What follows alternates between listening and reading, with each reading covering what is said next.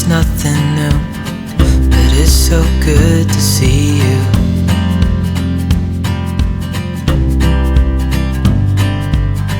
We do this every day, and I'm still so amazed by you. So hold me tight through the night.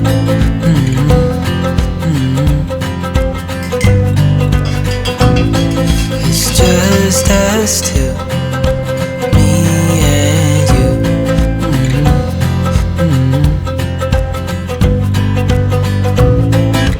Oh, oh, I can't believe you love me. Oh, oh, I just feel so lucky. Oh, still can't believe you love me.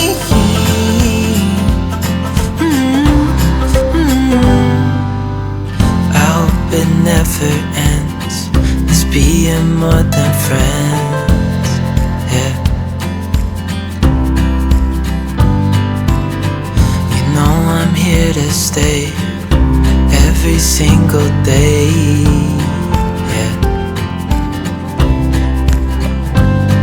So hold me tight through the night.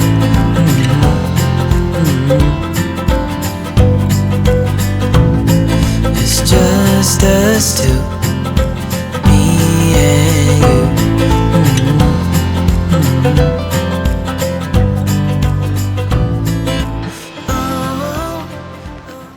Good morning, you guys. Welcome back to another video. My name is Kat if you're new here. I'm currently standing in our ice bath, so if it's like weird that I'm outside on our wall, it's because I'm standing in our ice bath, which is right here now. But this video is going to be super fun. I'm really excited. It's super simple. It's just going to be a productive day in our lives. We actually slept in until like 6:30 this morning because I could not sleep till like 1 in the morning. No matter what I did last night, I just couldn't fall asleep. So we gave ourselves some grace. We were going to get up at 4:30, start the day strong, but it just didn't happen because I couldn't sleep. Casey was up early, but anyways. And then we woke up, had our coffee, Bible time. Casey actually ran to the grocery store. I feel like it's been a productive morning. But then I just went on my morning run and it was so nice out. It was super windy. So it's kind of cold, but it felt good.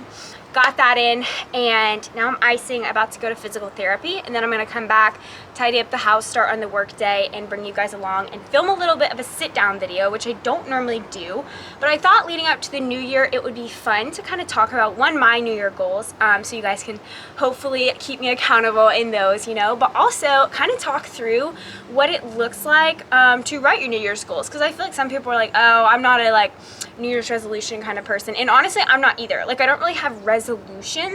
I love redefining like my goals and dreams though, and kind of thinking like what are my macro goals that like might come a couple years down the line. Like for me, I've always wanted to be a Gymshark athlete. That's a big dream, like huge dream, massive dream. Maybe never gonna happen. I'm not gonna say probably never gonna happen, because maybe it will, but I would love for that to happen. But the realistic explanation is it probably won't happen this year unless like I went crazy on TikTok or something crazy happened. I'd have to grow and just massively grow kind of thing. So I'm not like banking on that happening, but if it's a macro goal, then I have to do things this year to set myself up for the year after, next year, or like whenever, you know, that might happen. So that's kind of an idea of like what a macro goal would be. And then micro goals are kind of smaller goals, but also things that you're gonna do to get to those macro goals. So I wanna sit down and kind of talk with you guys about how we're gonna have goals and dreams going into 2023, because I think that's one of the most fun parts and best parts about a new year is redefining how much of a better you're gonna be in the next year. So I'm super excited to sit down and film that, and that's what this video is gonna be. I hope you guys enjoy this video, and for now, let's make some breakfast and go to physical therapy. Can't believe you love me, oh, oh, oh. I just feel so lucky, oh, oh, oh. Still can't believe you love me.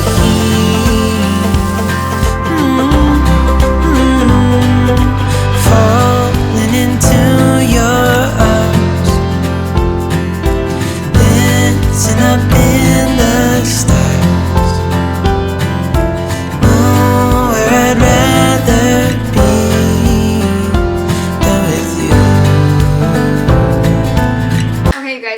got back from PT and I'm about to put some makeup on. I'm also still eating all those pancakes I made, so I have so much food and berries in my teeth right now, so I'm gonna put some makeup on, brush my teeth, get my hair together a little bit, put on a cute outfit, and then I'm going to clean the house, film a little reset for TikTok because we love multitasking in this household.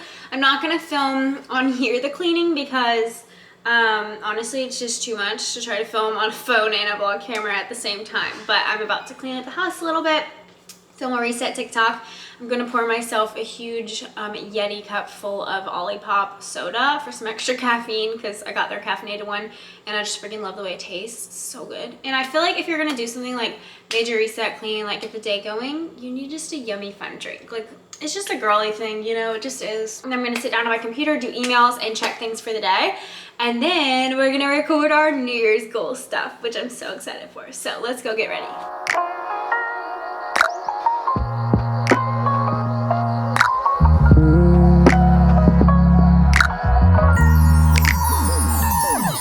What's up, you guys? How are we feeling? I figured this was as good a time as ever.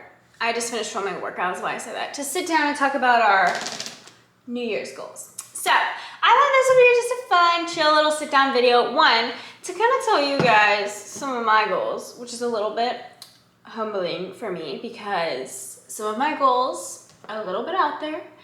They're a lot, they're big, but some of them are like macro goals for years down the line. So, I wanted to talk about New Year's goals in general because I used to be the kind of person who, when someone said they had a New Year's resolution or a New Year goal, whatever, like in high school and part of college, I would literally be like, that's so dumb. Like, not to them, I want to say that'd be nice, but they would ask me like, what are your New Year's goals? Or like, what's your New Year's resolution? And I'd be like, I don't make those. Like, I just thought it was stupid. Because I was always like a disciplined and driven person because I was a college athlete. I was always injured, so I was doing so much rehab, like 2 hours of rehab and cross training and all this, going to the doctor, all this stuff that my teammates didn't even have to do. And being an athlete, you're already driven. So I just like, I didn't have like a cocky mentality, like, oh, I don't need that. But it was just like, I'm already working so hard towards my goals. Like, I know what my goals are. And they were kind of all around running. And obviously, like, I'm a Christian, so like, obviously I had goals with my faith and like, you know, like wanting to be close to the Lord. But physical, like write down, tangible kind of goals were all around running. And I like knew I want to be like a professional runner, I want to be fast, whatever. So anyways, I never liked resolutions and stuff, but then once Casey and I got married, and Casey is a very like list-oriented, goal-oriented person, he just writes down his goals. So like for every year, he loves writing like macro, micro goals for every section of his life, like our relationship, like his faith, like he would love first our business, and then any other business ventures or anything we have, whatever it is. He literally has a section for everything for his goals. And so when we got married, he would kind of like hype me up to write my goals. Like, okay, what are your goals for this year? Whether that's around social media or my book, speaking, running, like whatever it is, what are your goals? And so he kind of honestly motivated me to start caring about goals, because before I was like, it'll happen if it'll happen. I'm just gonna like work hard, which is a good mentality, but to certain degrees, you do need to have very specific goals that are on pen and paper, I think, because it helps you believe that you're gonna be able to do it someday. If you write it down, like, I wanna do this, even if it seems so unattainable and so impossible, if you realize it's a macro goal and it might not happen till 10 years from now, I know that's so hard, especially at our age, in our generation, to think that way, but I have macro goals that quite literally will not come true in the next 5 years probably. But I have micro things that I do quite literally every day to work towards those goals. Whether that's things around my book, I literally started that in 2018 and it's being published in 2024. And I've consistently worked on it since 2018, very hard. So I think there's so many things like that in life. So I wanted to talk with you guys about kind of the process of how I write my goals down, some of my goals, and then how to have like a biblical, if you are a Christian, perspective on goals. Because I think hustle culture in our day and age, like it's great to work hard, but hustle culture does kind of go against the grain of meekness and rest and peace that the Lord brings us as believers. And so I think it's great to be like CEO girl, work really hard, hustle all the stuff. But there has to be a good balance of obviously pursuing God before all of your other dreams and endeavors and things. So I've got my good friend, In the Pursuit of God, one of my favorite books ever. I read it last year, to kind of guide us in some of these areas. But first, I wanted to kind of talk to you guys about 3 of my like macro goals. There's a lot. There's like 20 of my macro goals, which I feel like is actually a lot for macro. Maybe I need to make some of them more micro. But three that I wanted to kind of talk to you about, because I would say there's three at the top of my list. And they're all very different, and I kind of chose very different aspects of like my life, whether that's faith or relationship or future or whatever, because I wanted to kind of give an example of what kind of different goals we can have, if that makes sense. So anyways, my first goal is to speak more in 2023, because if you don't know, I speak sometimes at a Christian retreats, Christian events, church stuff like that.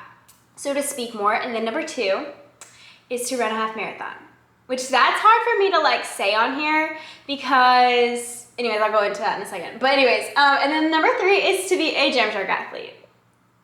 That one's been on my list for 3 years now. And that's why I say all of these. I'm gonna go into more details and kind of explain, because the first one, speak more. It's not like a goal of mine to want to be a speaker. Like that is actually the last thing that I want to do. But it's something that's been really hard the past like year and a half since God has called me into some spaces where I'm speaking. It's been one of the biggest challenges of my faith, is learning that like to trust God in that, and that he is the one speaking through me, and he can say whatever he's trying to say through me, and I don't have to get so anxious and stressed about it, whatever.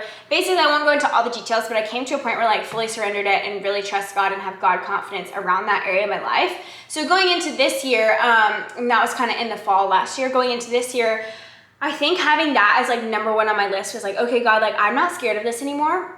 I don't really want to be on a stage in the sense of like, I don't need to be some big speaker, but I know you're calling me to some degree to speak more, whether that means like Bible studies at my house, Bible studies at a local college, whether that means speaking at small retreats, whether that means speaking at women's conferences, whether that means literally whatever, like I'm open to it. So I feel like that first goal was kind of the first one I wanted to write down, to be like, okay, God, like whatever you're calling me to, I'm pursuing you first. And like, that's my first goal, is to do something hard that like I wouldn't physically put on my list, but it's becoming a desire of mine to speak more, to speak better, to impact more people through that, because I know it's something that God has deeply put in my heart to grow in, if that makes sense. So anyways, that was kind of the first goal. And then the third goal, Gymshark athlete, like I said, has been on my list for a while. I just think it would be so freaking cool. I don't know if that's ever gonna happen. I don't know if that's something that God has for my life, but I do know that it's not like a bad thing to be a Gymshark athlete. You can impact a lot of people, and I just think it would be so freaking fun, so freaking cool. I look up to so many girls who are Gymshark athletes for like their fitness ability, for their lifestyle, just a ton of different things. So anyways, I would love to do that, but it's one of those goals that it's like, my first time doesn't go to that goal, because I feel like there are bigger things that are in my life now that God's calling me to. But when I have extra time, it's like, I'm bored. Should I like do this or whatever? It's like, okay, I'm gonna edit that workout that I filmed and post it to my fitness Instagram, which is so small. So obviously, like right now, it doesn't look like I'm gonna be a Gymshark athlete, but I'm doing the things, the micro things in my spare time to get to that macro goal. Because honestly, like if you're someone who works a 9 to 5 and you're like, I don't know how I'm supposed to have goals really, because like I just go to work every day and that kind of lifestyle, it's really hard. Like I see you doing whatever you want all day, and it's kind of like, well, yeah, you can try to do this on TikTok or do this fitness thing or whatever, but like I can't do that, I don't have time. And to that I would say like, yes, you're right in the sense that you have less time than me, but I also have a very busy day. I just choose points in my day where I know I have 10 minutes in the bathroom when I'm on my phone, or 10 minutes when I'm on a walk, or 10 minutes I'm waiting on Casey to do something, like whatever. Like I can edit that workout, I can draft it up, I can get it ready to go. And then whenever it's time to post, it's ready to post. You know, like there are little things in our lives that if we just macro hone in on them daily, like we can actually achieve our goals someday. Once again, I don't know if I'm gonna be a Gymshark girl, but it's a big goal and it's on there and we are working for it. So that's one. And then the third one is kind of also like a little bit spiritual, if you will. I want to run a half marathon, which to most people it's like, okay, well then train, just run a half marathon. Like that would be more of a micro goal, like I want to be more fit, whatever. But for me it's a macro goal, because if you know my story, I've been injured for so freaking long, and like with random different injuries, like literally since 2013, 2014. And just on and off, I would get healthy again and then get hurt again, get healthy, whatever. And since college, in life, my running has kind of had to take a back burner, because I don't want it to be the first thing in my life, because I'm doing more important things. My relationship with Casey, like speaking, writing, social media, like there's just things he would love first that take up more of my time and are more important than running. So whenever things would get hard and I'd try to run again and then an injury would mess up again, I wouldn't feel like I could justify spending money on physical therapy, spending money on new shoes, spending all this time on rehab when I have so many other things to do. But when we moved to Jacksonville, I took a cycle class. It was a Friday in the summer, like a couple weeks after we moved here, when we were still living in the Airbnb. And I was just so bummed because I think I'd seen some of my friends post on social media, because a lot of girls that I used to be competing with or faster than in high school are now running professionally. And it's not like I'm jealous, like I do cheer them on really well and I'm so excited for them, but also like I would freaking kill to do that. Yeah, I'd love to. Even just run fast, you know, not saying like I need to be a professional athlete, but just saying that, yeah, I'd kill to be able to run a fast 5K, you know? So I remember kind of like not having a pity party, but having a moment of like, oh, that would just be so fun if I could just sign up for a 5K and just do a 5K for fun. Oh. Like in the car after the cycle class when I saw a post. But I feel like I kind of heard God say after I like was having this like pity moment, but not full on whatever. And he was just like, why can't you? Like there's no reason that my body can't run really slow, walk, whatever it is. 3 miles, 3.1 miles is a 5K. Like my body can do a 5K. It might not be fast, but in my mind, I'm so scared of the running community, honestly, but I just have such a stigma in my brain because it was so ingrained. There's the end of high school and just all of college is like, has been, shame. I have to prove myself. Just like this was almost my identity. It was like, if anyone sees me run or anyone sees like the shape I'm in, like even physically, like they will think I'm a has-been. Like they will think I'm not as good as high school. Like I can't run a 5K unless I'm in freaking like 18-minute or faster shape for a 5K. And that was genuinely what I thought and believed. So when I kind of had this realization of like, yeah, that's actually true. I can run a 5K and I can just like not post the time if I don't want to. Like I can just, no one here knows me. Like I can just do whatever I want to. And my body can finish 3 miles. Like that's a fact. Like there's nothing wrong with me. I can do 3 miles, you know? So I had that realization in the car, that moment, get on Jacksonville 5K running, whatever. And I literally signed up for a 5K. Put my card information in, book it, everything. Didn't sign Casey up, didn't ask Casey, just paid the $50, got my t-shirt size, whatever. The next weekend, it was like 2 weeks, I think. And my foot was messed up at the time, which was why I was cycling, not running. So I literally only ran like twice before the 5K, but I literally signed up for a 5K in the car because I was like, screw it, like I can do this. The next day I went to the running store and I got running shoes because I was like, okay, like my running shoes are like 1.5 years old. I've hiked in them, I've done all this stuff. Like I need a new pair if we are gonna try this, like to do this well, like I'll get injured if I keep running these shoes. So I go get new running shoes. Then the next morning, so it's Friday, Saturday, and then Sunday, we're going to a church called Ocean City here in Jacksonville, and they do like prayer ministry at the end of the service. And most churches I've been to, we went to Bethel, Atlanta, in Atlanta growing up some, and then we went to a church called Northlands, and they're all very similar like style, I would say, to some degree, in Atlanta when we lived there. And all these churches had prayer ministry. But Bethel and then Northlands as well would ask you, like, what do you need healing for? What are you praying about today? Like, is it a family thing? Like, and you would tell them your name, you tell them everything. Ocean City, however, doesn't ask you what you need prayer for. They're just very spirit-led, and like someone on the prayer team just approaches you and you're just up there with your hands like this and they like pray for you. It's not hooky-jooky or anything. If you're not a Christian, you might be like, what? But it's just a very Holy Spirit-led moment where they feel like they wait on the Lord to get a word for someone and then go pray for them. So anyways, I'm there one Sunday and I'm going up for prayer about speaking. Nothing about running, nothing to do with running. I'm speaking in like a month or something, preparing the message, and I'm just kind of nervous because it was a bigger speaking event for me. And whatever, I just wanted prayer about it. So I go up, I'm waiting with my eyes closed, everything. Casey is waiting in the back of the church because he's not going up, service is over, he's just waiting there worshiping. And he says later after the fact that the woman who comes and prays for me, who ends up being the pastor's mom, she's super sweet, but I hadn't met her at the time or anything, apparently like darts to me. Like I'm in the middle, people surrounding me, like not easy to get to. Apparently like the first person who goes to pray for anyone, Casey's in the back, like I said, so he's watching this, he's like, yeah, she like darted to you. Like it was like she had a word for you, she wanted to pray for you. I was like, wow, that's cool, because this is what she said afterwards. But whatever, I'm standing up there, she walks up to me, she's super sweet, and she starts to pray for me and talk to me. And she kind of gave me a word before she prayed, and she just said, I would cry like saying this, but like it's fine. Like I didn't get emotional in the moment because I like don't let myself get too like emotional around running because that's when I'll like push too hard and get injured and like get super upset and depressed about injuries and whatever. So I kind of try to like almost turn off the emotions, and in the moment I didn't cry, but when I was telling Casey about it later, I kind of did tear up a lot because I was just like, how could it be about anything else? But she just comes up to me and she says, I just feel like something's been asleep in your life for a really, really long time, and God's about to wake it up, and he just wants you to know, like, it's about to wake up. And like, I know it's not like whatever that big a deal, like once again, not to be hooky jooky. But in the moment it was like, okay, speaking is such a new thing to my life. Like I, like literally that word, I mean, unless God's just not revealing something to me, you know, it couldn't be about anything other than running. And I'm holding that loosely. Like I'm not saying like, I get running back, I'm gonna be super fast to go run professionally, like whatever. I'm not saying that. But that word, and I actually several other times I went up for prayer for several different things, got words about running at OCC, and no one in Jacksonville knows who I am. No one knew, you know, it was just crazy. I felt like it was such a stamp from God of like, especially the Friday in the car, like 2 days before I decided like, I'm just gonna run 5K, like it's up to me if I wanna do this, like I'm allowed to choose this. Because before I felt like I had surrendered it to God and like put it away because I kind of had to, because it would just make me so depressed and sad and like just feel like such a has-been and so shame-filled when I would think about running.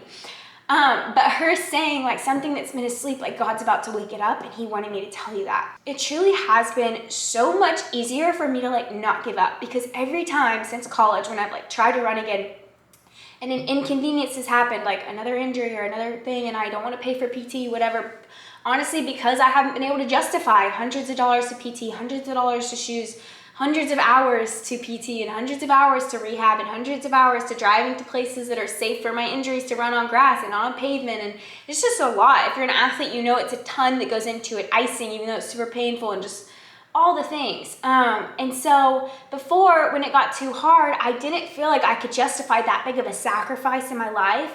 But almost like having God tell me that in the car, like, you're allowed to do whatever you want. Like, you can do a 5K. Your body is perfectly capable. Like, you don't need some massive healing from me. You don't need anything. Like, that's yours to do what you will with.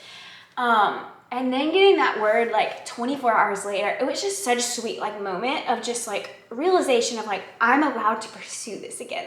That doesn't mean it's going to be easy. That doesn't mean I'm going to be super fast again. It's not some, like, promise of what's going to happen and all this crazy stuff. But it has given me permission to work really hard, not idolize it. I'm really good. I get disappointed, yes, because I've had so many aches and pains and random flare-ups of injuries and different things throughout this like 3 to 4 months journey of trying to run fast again. But I've been pretty good, I would say, about surrendering it to God. And when it gets super stressful and super painful and I'm super upset about an injury, I'll take a couple days off. I'll take a week off. I'll give it the time that it needs. And I'll just surrender. I'm not going to get super frustrated. Yes, I've worked super hard, and this week off is putting me back, and it's going to be super frustrating when my lungs hurt, when I come, whatever, you know.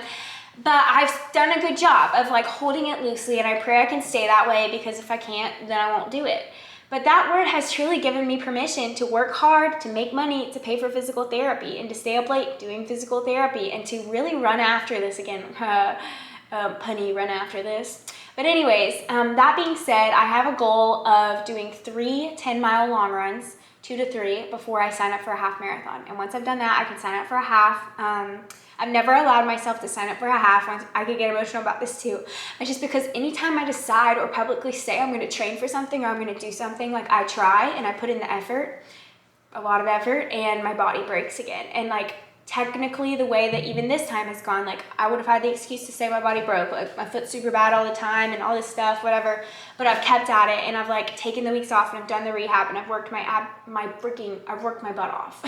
So it is frustrating when things go wrong, but it's like I've done a 9-mile long run at this point. Yeah, we're 4 months into it, and I take way longer to work up than most people do, but now we're at a point where every once in a while, if everything's like, okay, I can do 9 miles. And so just another month or two, I'll be able to do 10 miles, and then I'll be able to sign up for a half is what I'm praying towards. And we'll see, like, it's okay if it doesn't happen, but it's been a big, big goal of mine for a long time, and I really feel like we're really close. And so I'm just gonna keep working towards that. I'm working with really good PTs, and I'm really excited. So anyways, those long story short, those are my 3 like macro goals. And I wanted to talk about how as believers, when we have our goals, and we have our macro goals, and we know like the micro goals is hard work and discipline to go under those, the things we do daily. But obviously our overarching goal as believers is the pursuit of God, which is why, once again, I have Tozer here. He does such a good job of like describing kind of like an outline of the Christian faith and how we're supposed to pursue God.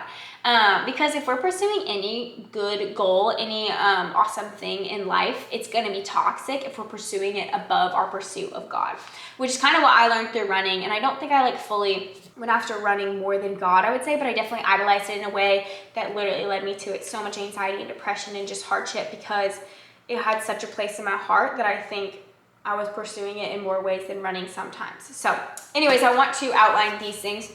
Number 1 is following hard after God.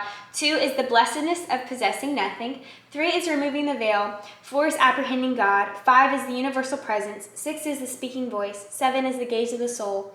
8 is restoring the creator-creature relation. 9 is meekness and rest. And then 10 is the sacrament of living. Because I think, like, I think you should get this book, but if you don't, I think even just hearing kind of like those titles, like meekness and rest, the blessedness of possessing nothing, like it kind of reminds us of what some of the Christian faith looks like. That yes, we're allowed to have goals that are not just about writing, podcasts, like speaking, like the typical things we think of ministry, because we all do ministry in whatever platform or place we're in for work, at your 9 to 5, at my social media stuff, or whatever we do, we all do ministry because we're believers and we're called to pursue God and light other people's candles through that, be the light of the world.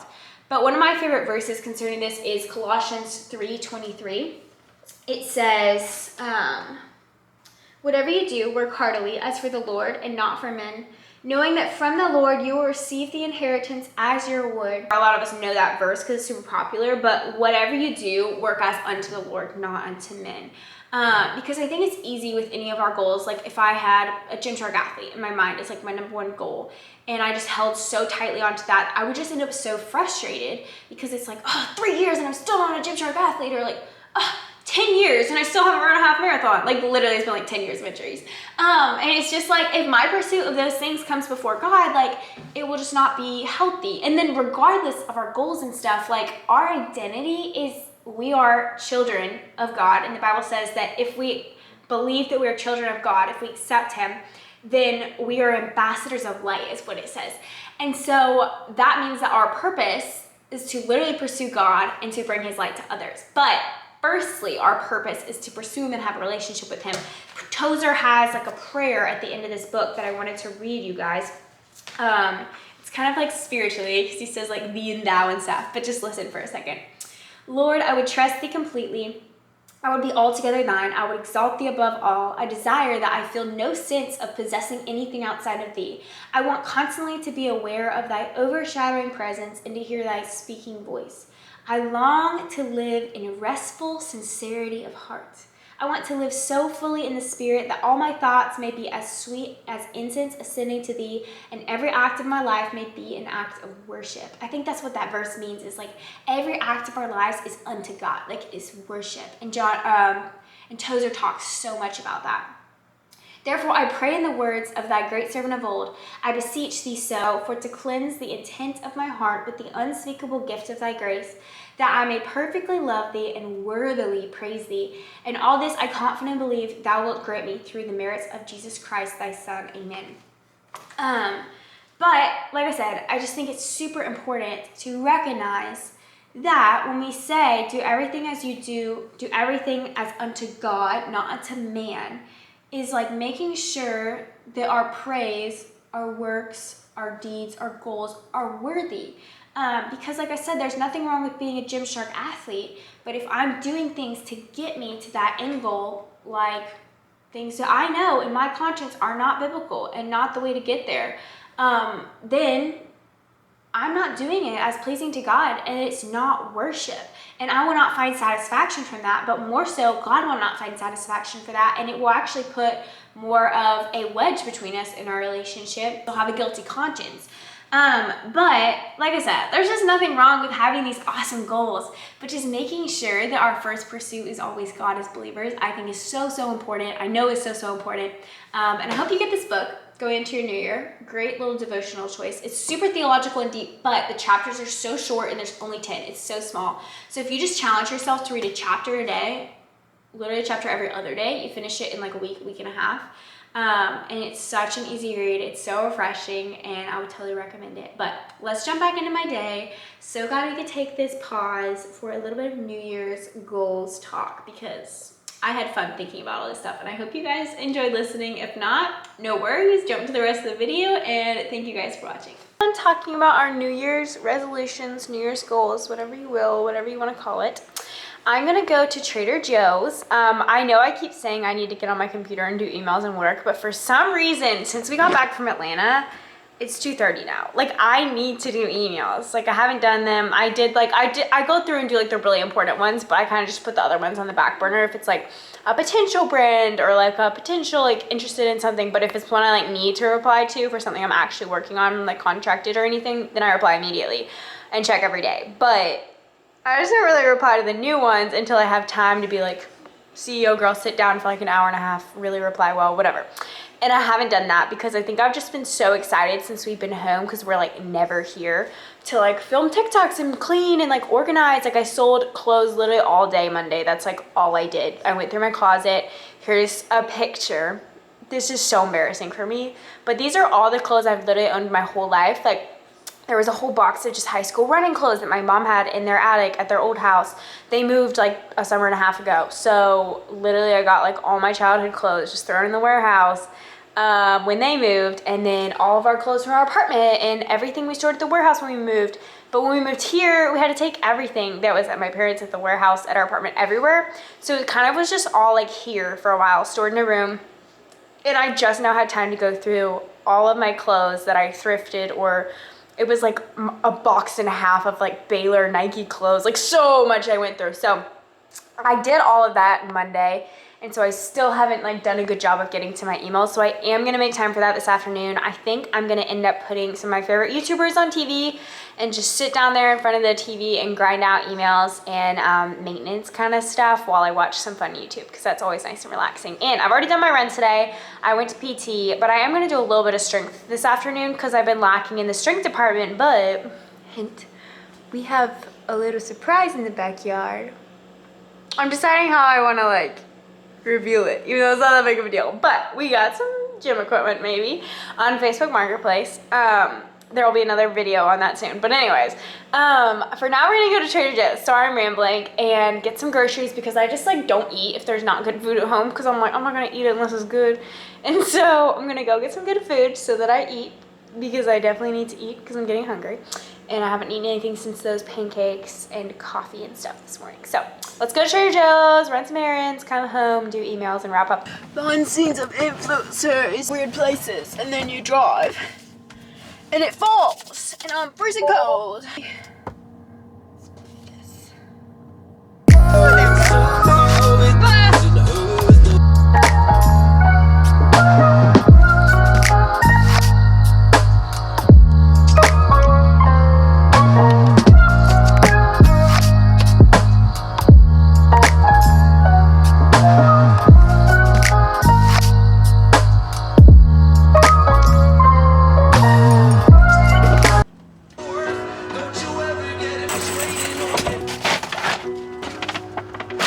Okay, so we're back from TJ's, and I figured I would show you guys what I got, because I feel like it's always fun when I like to see what people get, especially at Trader Joe's, because there are so many random fun, yummy, hidden gems that you just don't know are good until you try them, and you see someone else try them, makes you want to try them. So here are my favorite things from TJ's. Let's back you up a bit. Okay, so first of all, the Christmas bags are back. Very cute. Second of all, let's do this. So we don't normally get tea at Trader Joe's, but I wanted peppermint tea and it sounded so cozy, so I got peppermint tea. We normally buy like it at Whole Foods or Publix or wherever, but got some peppermint tea. I got these mini bananas because any bananas that are normal size that I've been seeing in the stores are just not ripe. So, and I like to have bananas at home for like a quick snack before my runs, after my runs, whatever. They're really helpful to have on hand. Bananas. One of the Trader Joe's hidden gems that everyone knows about, so it's not hidden, but keep them in the freezer. You will thank me later. The best thing in the world to just snack on all day. I literally eat like 5 a day when we have them, so it's probably not good to buy them, but it's fine. And then Casey is kind of weird and like literally only eats like meat, yogurt and protein shakes. Gross, I know, right? I'm trying to get him to eat more carbs. And then like carbs with the weird eating habits he's having right now that he wants to eat is fruit. So I just got a ton of fruit for Casey. I'm not like mad at him he's doing that. I'm just kind of like, why? He has his reasons I won't go into. I'm just not going to do that. So. And then Sydney and Luke, our brother and sister-in-law, love this buffalo chicken dip. And looking back, I didn't get tortilla chips. I just got like crackers. So I don't know if that would be good to dip this in, but I just wanted to try it because they always rave about it. And it sounded good because I was starving while I was at the store. So we'll see if this is good. And then I got a lot of cheese. This is the Gouda one. It's double creamy. Casey is obsessed with cheese right now also. And I'm always obsessed with cheese. He just used to be like dairy-free boy and now he's not. So he likes cheese a lot. I got some sourdough bread. We always get sourdough at Whole Foods or Trader Joe's. I really want to have my own sourdough starter someday, but we don't have it now. And he's watching me, Casey. Hey, baby. Hey. But I don't have it yet, so for now we buy it. And then I think I already have some of these in the freezer, but I buy like 5 of these every time I go to Trader Joe's. The sweet potato gnocchi. If you cook it right, I think they changed the recipe, and my pans burn everything because my pans are terrible and I need new pans. But it's so good, especially if you cook it right. You kind of like fluctuate between high and low, and they get the perfect like crispy, and you just stir them the whole time so they don't stick.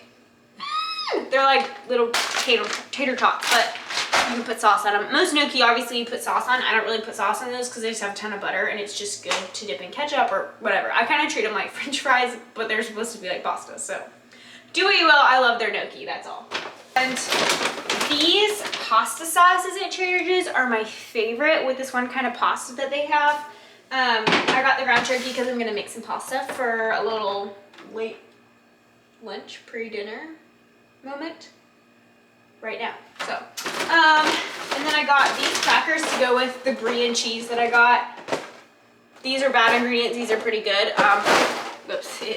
But I just wanted them, so I got them. But the sunflower oil in this is really bad for you. It's very inflammatory. Not good for my injuries, but I like it.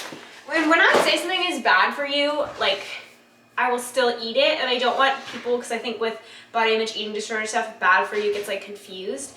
A lot of people think bad for you is, like, high caloric. Yeah, when I say something's bad for you, I don't mean it's, like, super high in calories, gonna make you fat. Like, no, not at all, because that's not the case with calories, whatever, and high calorie does not mean bad for you.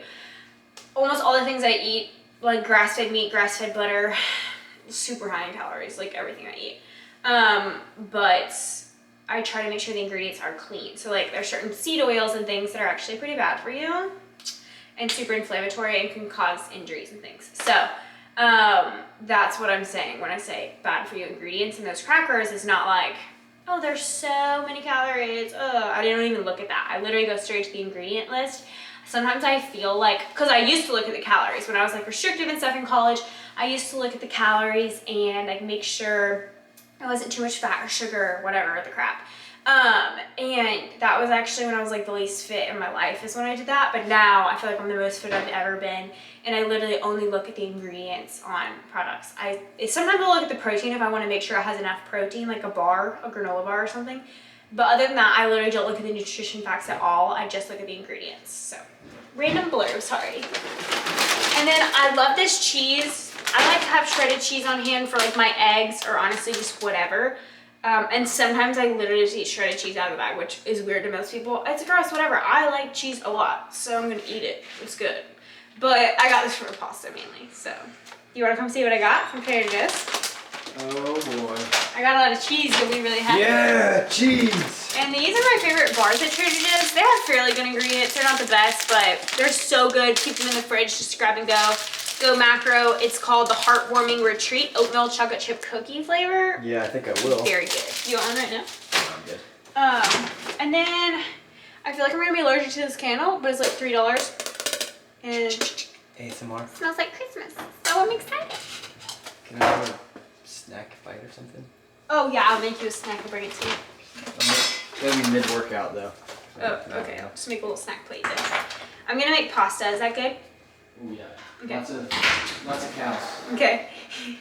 And then I got 4 of these coconut waters. I probably should have got like 8. We chug these. Literally, these will be gone by this time tomorrow, which is bad. We shouldn't drink that much coconut water, but we love it so much. Trader Joe's coconut water, so freaking good. It's so good. Just trust me on all of these. I would not suggest anything that wasn't actually good.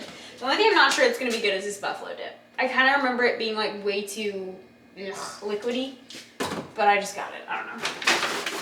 And then I got some extra creamy brie, because that's what we are obsessed with, and we love brie, and I don't care if anyone thinks it's bad for you. The ingredients are good, I think. Full fat, soft, ripened cheese made from milk cows not treated with hormones. Boom, baby. And these are the pastas I always get from Trader Joe's. They're super good ingredients, and the coloring of the pasta is from like beets and vegetables and stuff. So I love this pasta with that specific sauce I got. Oh, and the cheese, it's gonna be so good. I'm so excited. I don't want to wait for it to boil though. It's gonna take so long. I got some veggies because I kind of like with that pasta to saute some veggies, not like all these like half, and just like throw it in at the end with the pasta sauce because it's really good. And then I got some chicken. That's all. Because if I don't have meat around the house, I just like will not want to go out and get meat. And then I just eat eggs and toast all day, which is just not good for me with my running and stuff, or in general. So yeah, that's the haul, and I'm gonna unload it, make some pasta, and then sit down and work on my computer like I've been saying I'm gonna do all day. So cue the cooking montage now.